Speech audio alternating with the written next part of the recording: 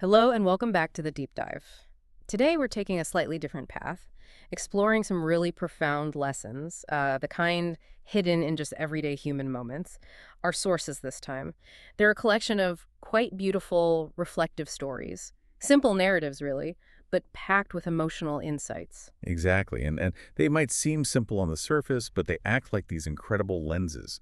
They help us look into our own inner worlds, understand our connections better, and maybe find some clarity on feelings that can get pretty complex. hmm So our goal here is to walk through these insights together, think about emotional growth, and what genuine human connection really looks like. Okay, let's unpack this. First off, let's talk about something like a real smile, not the camera smile, right? But the one that just sort of happens effortlessly. When was the last time you really felt that? Without needing some huge reason. The sources mention things like seeing a baby just giggling uncontrollably, or maybe watching a stranger help someone out, expecting nothing back. Why does that pure kind of smile feel so rare sometimes? Well, it's fascinating, isn't it? It feels like we've become, I don't know, experts at being busy, but maybe beginners at just being happy. We're almost uh, conditioned to wait for the big moments, the promotion, the perfect holiday, before we let ourselves feel joy. Right, postponing it. Exactly. Yeah. But these stories really highlight being present, fully here, letting your heart have, well, space to feel. There's that image of the paper windmill hmm from childhood, just watching it spin. No phone, no worries, pure presence. Just being there. Yes. The joy wasn't the windmill itself, it was the being in that moment. Our Mhm. minds filter out the noise then. So here's a challenge, maybe, for you listening. Can you spot just one ordinary thing today? Something small that brings a genuine smile. Could be your cat doing something weird, a text from an old friend, that song that just hits right. And when it happens, just pause. Don't rush it.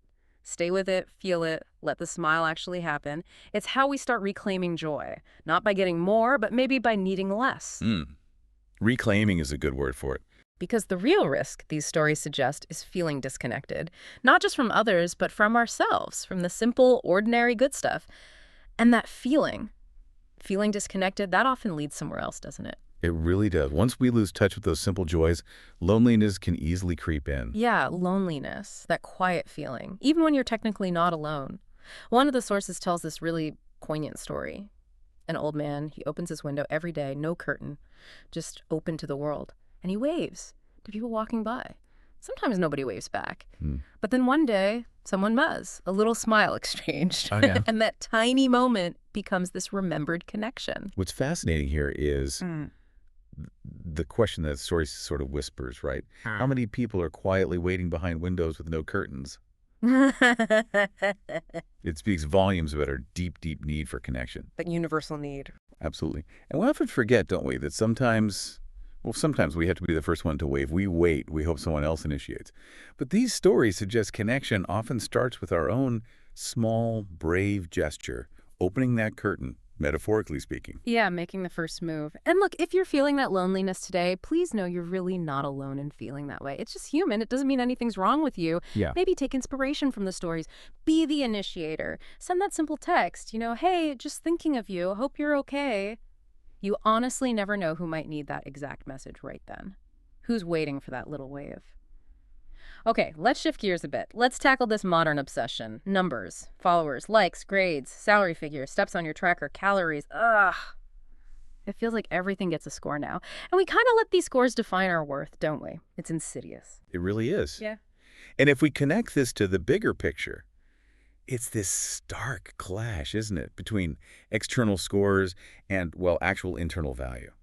There's a story, it's quite powerful, about a student felt dumb because they got a 58 on an exam. Oh, yeah. I know that feeling. Right. But the source pushes back beautifully. It says, well, that number doesn't measure your kindness Right. or how you show up for a friend who's hurting or how brave it is just to speak in a second language. Numbers just, they can't capture the real stuff, the essence of a person. Hmm.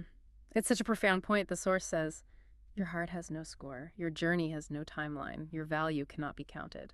And so many of us carry this feeling of being behind, like everyone else is ahead somehow. Yeah, that constant comparison. But the message here is so clear. You are not late. You are not lost. You are not less. That behind feeling, it almost always comes from comparison. Yeah. And the source calls comparison a thief of joy, which is just perfect, isn't it? It really is. Steals your Oh, focus. completely. So the invitation is to stop measuring ourselves by these outside scores and start noticing the internal things, the unquantifiable stuff, courage, compassion, those small, quiet efforts nobody else sees. That's what defines us. Okay, so if comparison steals joy, this raises an important question. What about the pain from loss? From relationships ending, we've all felt heartbreak, right? The sources tell the story of May. Loved someone deeply, then poof, left. No explanation. The ghosting scenario. Painful. Brutal. And she gets stuck in that cycle, waiting for a text, an apology, some kind of miracle, until she has this realization she was holding on to a memory, not a person. Oh, that hits hard. And it's such a common trap, that self-blame spiral, too. Was I not enough? Did I love too much? Was it something I did? All those questions. All the what ifs. But the insight from May's story is just, wow. Sometimes that goodbye, it didn't break you, it actually saved you. Because, as the source puts it, in losing him, she found something else herself. It flips the script on loss, from an ending to maybe a beginning for finding yourself again. And that healing journey she goes on, it's important how they describe it. It's not fast, not loud, not perfect, but it's real.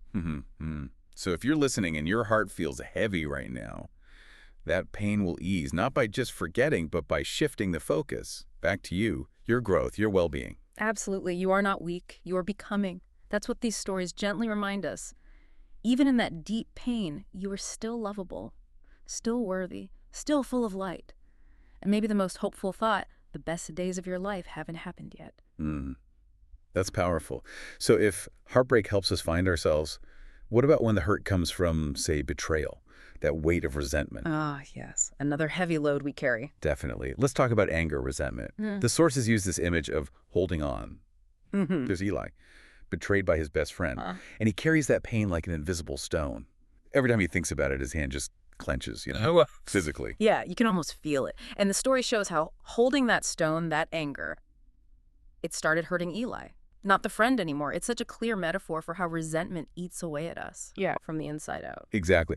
And the turning point comes when someone just asks him, simply, why are you still holding that stone? And Eli realizes he's just tired. Tired of being angry, tired of carrying pain. So what does he do? He does something incredibly brave. He consciously opens his hand, lets the stone fall, and the story makes it clear. Forgiveness isn't forgetting. It's not saying what happened was okay. It's saying, I won't carry this weight anymore. It's for you. It's self-liberation. And the insight is so spot on. Letting go is not weakness, it's strength. Because anger is heavy. Right. And peace is light. The message is just crystal clear. You deserve peace. You deserve healing. You deserve freedom, way more than you deserve revenge or holding on to hate. That clench only hurts the hand holding it. Wow. Okay, one last story. This one's about perspective and creating beauty for others. Even when things look bleak for us, it wraps things up beautifully. Two men sharing a hospital room. One is by the window. And he spends hours describing the world outside in vivid detail. Children playing, birds, sunlight on a lake. Just painting these pictures with words, giving the other man hope, a connection to life outside those four walls. It's a lovely scene. But here's where it gets really interesting. The twist. The man by the window, the one describing all that beauty, he was blind. No way. Yes. He could only actually see a brick wall. But as the story says, he knew that you needed to see something beautiful. And that right there, that's the gift, to create beauty for someone else, even when you can't see it yourself. It's about that incredible human power to imagine, to see beyond our own reality and use that inner vision to light up someone else's world.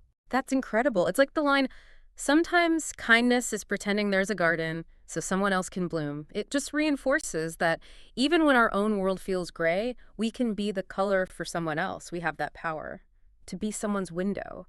So what does this all mean when we put all these stories together? Well, when you look at them collectively, these seemingly simple narratives offer this really rich, profound framework for navigating, the messy, complex world of human emotions and relationships. And they're not just nice ideas, are they? They feel like actionable insights, things we can actually use for our own growth, for building deeper connections. They remind us that our inner landscape, our capacity, is way bigger than we often think. Definitely. So as you go about your day after listening, maybe just reflect. Which of these nuggets, these stories really stuck with you? Which one gave you that little aha moment you can maybe carry forward? Apply it to something you're dealing with. Yeah, maybe consider this. How often are the greatest gifts we ever receive? Not the tangible things, but rather those unseen acts, presence, connection, self-acceptance, forgiveness, perspective, the things that allow us and others to really, truly bloom. So here's a final thought to leave you with. What small, intentional act of emotional generosity can you offer, either to yourself or someone else?